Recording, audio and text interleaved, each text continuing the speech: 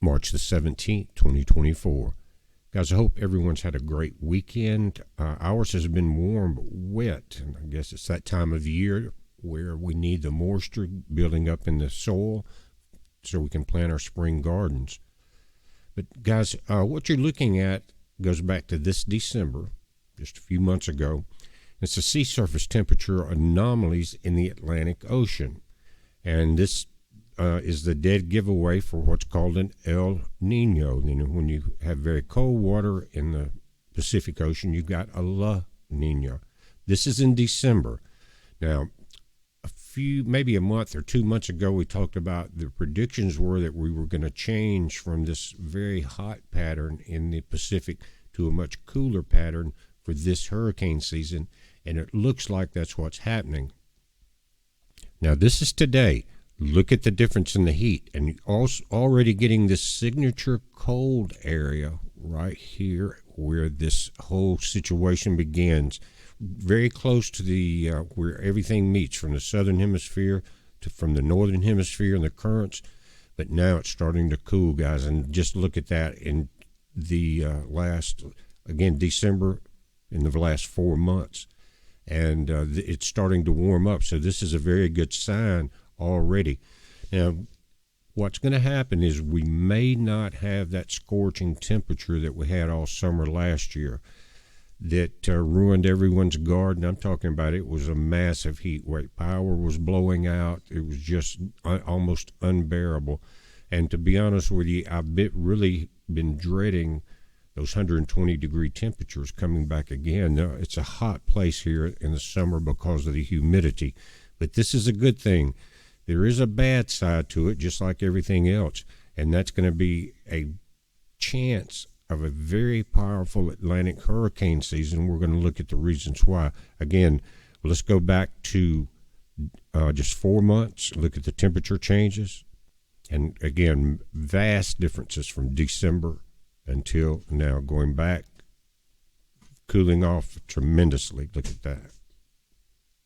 Now, let's take a look at the last 7 years of El Nino seasons, 65, 72, 82, 87, 97, 2015, and 2023. These were very strong El Nino seasons, not all of them, but notice it says strong.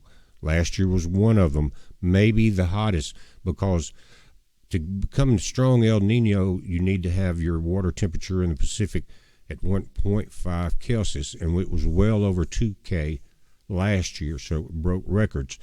Now notice this area from Houston down through the Caribbean for a moment. Just pay attention. Look at how few, over 7 years of strong El Nino seasons, came into the Caribbean and the Gulf of Mexico itself. Now last year there was one exception, and what was it called? Idalia, that got into the Gulf and wreaked havoc through Florida. But again, this is, 7 seasons. But look out into the Atlantic. And guys, we had talked about this several times in the last few years, how the weather was changing and the hurricanes were coming in from the Atlantic and making this curve just like this. And so that's what we're seeing now.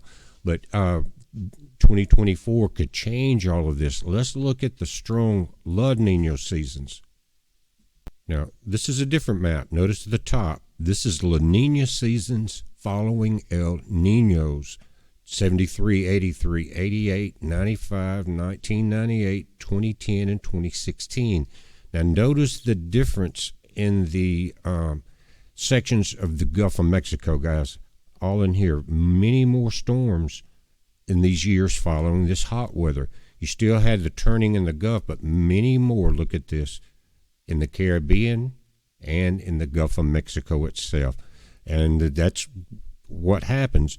You have a lot less wind shear, guys, that's moving from west to east in this direction during these cooler, Pacific weather times. The La Ninas, you have less wind shear moving this way, and it's now moving, allowing everything to come this way. So not only do you have the difference in wind shear, but you've got a difference in the temperature in the Atlantic now that's a lot different than the Pacific. As a matter of fact, we are now this month seeing record temperatures in the Atlantic. But again, if we take this off, this area here is much different than what we just saw. It was almost blank compared to these years.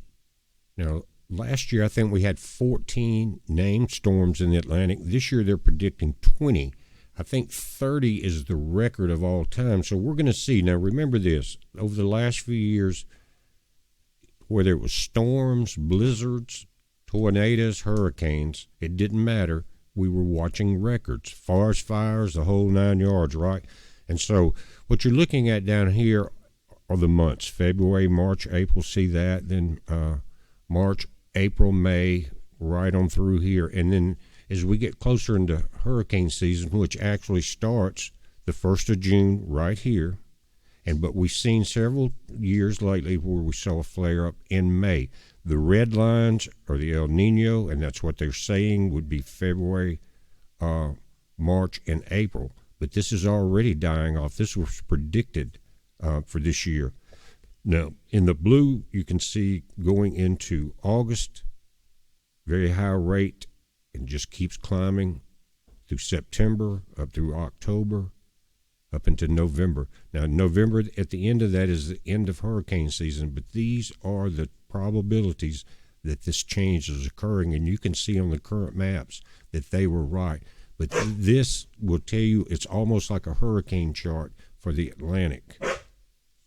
Now, this is a different satellite chart going back a few days. Today's the 17th. Let's go back to March the 14th of this month, just 3 days ago, and you can see this temperature anomaly just off the South American coast. You still have some warm water, but all of this, guys, is now turning cold. Now, here's the kicker, guys. We've got record temperature in the Atlantic. Think in the mid-Atlantic to the South Atlantic, but that's the anomalies. The red and pink areas are hotter than normal. Up into the central Atlantic off Florida, the Florida coast, and into the northern Atlantic, these blue spots show colder than normal. Now, think about tornado season. When you've got two fronts, one very cold and one very hot, what happens? You start getting this upper level spin. But this is on a giant scale. So everything is set up now for extremely hot weather to increase. We're just in March, but we're seeing these record heat and record cold north of there. Guys, this is going to be a setup for a devastating hurricane season.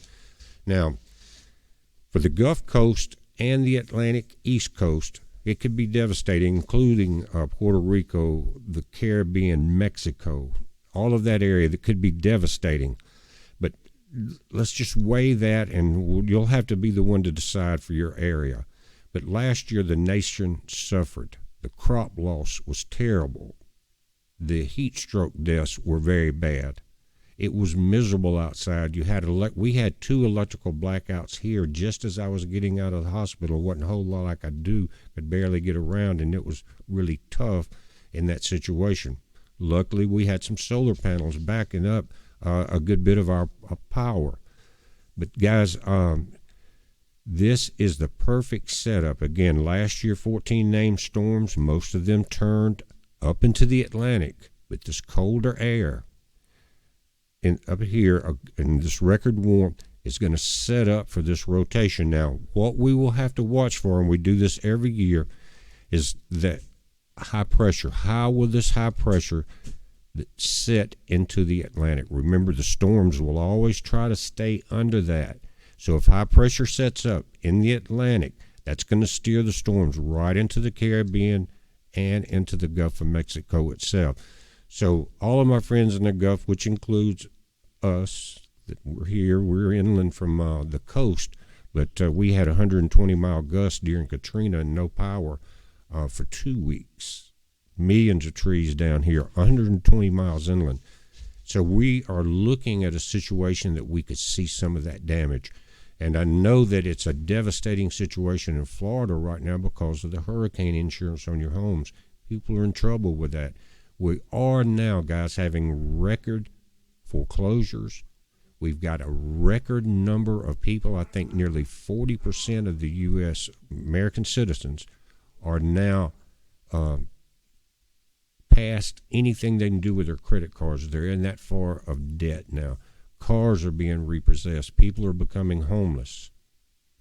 But this is what we got as far as weather. Now, again, the blessings will be inland. Maybe some of the crops will make it. You know what I mean? We need that. We've already had record rain and snow out in the west, and that's going to help the lakes there.